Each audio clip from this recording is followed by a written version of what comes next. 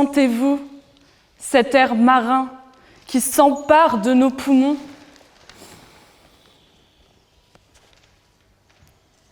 Nous avons sombré, nous avons fait naufrage, et ce que nous ressentons là n'est que l'emprise de l'eau qui s'engouffre en nous. C'est pas l'homme qui prend la mer, c'est la mer qui prend l'homme. C'est pas la jeunesse qui prend la mer, la jeunesse, elle prend l'eau. Tintintin. Renaud visionnaire dans la peau du corsaire, connaissez la question qui nous tirera vers le fond. Alors bravant la mer, je reprendrai quelques vers.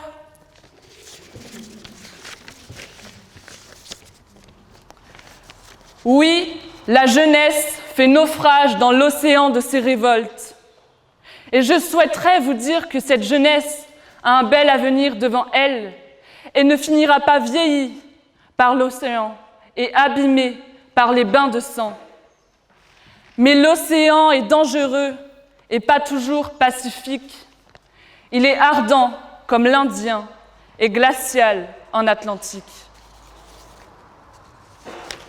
Dans cette immensité, Ulysse s'est égaré. Il a condamné sa jeunesse à la guerre et aux 10 ans de vengeance de Poséidon. Le roi grec s'était révolté contre le dieu des mers et des océans qui lui avait destiné la mort dans l'œil de son fils. Ulysse, pris dans le tsunami du dieu colérique, franchit les obstacles par-delà vents et marées. Mais malheureusement, le temps n'épargne personne, hélas. Les années passent, l'écho le lit et s'empare de ses bras. Oh, sa traversée l'emmène au chant des sirènes et leur plonge dans la mer, naufrage sensoriel. Finalement, Ulysse ne fut pas emporté au fond des eaux par les sirènes, mais fut plongé dans la folie et la vieillesse.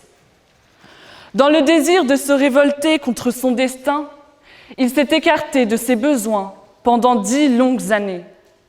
Sa femme, son fils, son île.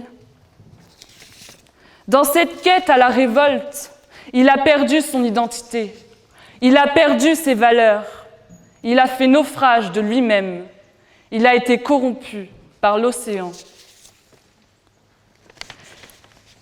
Et là, je vous entends déjà me dire, mais bougre, pourquoi nous parle-t-elle d'un mythe ? Ben, je vais vous le dire, mes petits mousses, je vais vous le dire. Ces révoltes sont un profond désir. Et le désir est un idéal, un fantasme. L'idéal, pour moi, se rapproche beaucoup de la mythologie qui existe seulement en tant qu'idée et non dans le réel. Et l'océan et le désir est aussi vaste que l'océan traversé par Ulysse.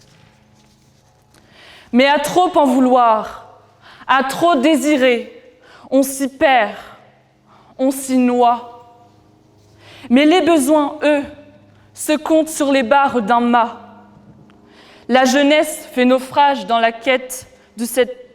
cette quête de désir, car beaucoup trop vaste. Elle se meurt et vieillit dans un combat sans fin, à en vouloir toujours plus. Ceux qui me connaissent savent que j'adore les références cinématographiques. Et aujourd'hui, celle qui me semble la plus évidente est le naufrage mythique du Titanic. Cette jeunesse avait comme projet de créer le bateau le plus grand, le plus insubmersible qui n'ait jamais existé. C'est donc une jeunesse qui s'est vieillie au travail, à la tâche, et une autre qui a fait naufrage dans l'océan glacial. À désirer plus que ce que l'on a coulé, on a fait naufrage. La jeunesse a fait naufrage dans cette révolte économique, sociale et industrielle. Mais si cette jeunesse est morte, si cette jeunesse est sacrifiée, si cette jeunesse est la mer qui se jette à corps perdu dans l'océan, les idéaux, eux, perpétuent. Et bien sûr, entre agir et subir, le parti est vite pris, mais toute action a ses conséquences. Et le naufrage semble inévitable pour la jeunesse, mais pas pour ses idées. Puisque comme Ulysse, jeunesse perdue en mer, 20 ans après, il retrouve sa femme, son fils, son île. Il a eu raison d'agir et de croire en ses désirs. Tout comme à l'heure actuelle, des bateaux insubmersibles, nous en avons. Nous avons pérennisé cette révolte au prix de quelques sacrifices de la jeunesse. Alors, heureux qui, comme Ulysse, a fait un beau voyage, ou comme la jeunesse qui, elle, a fait naufrage, je lèverai mon verre à tous ces petits corsaires qui quitteront la chaloupe trop étroite en déroute.